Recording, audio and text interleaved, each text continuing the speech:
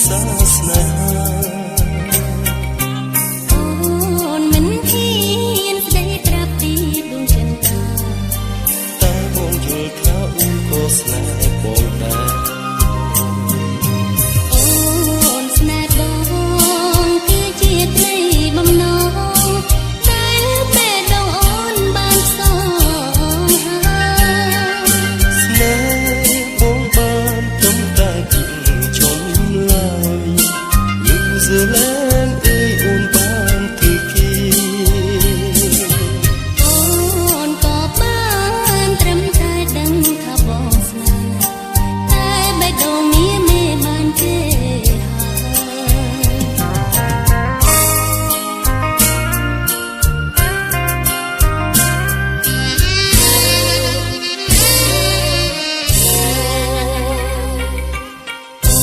បានជួបបងនៅញូហ្សេឡង់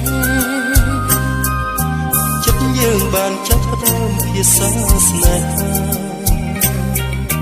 អូ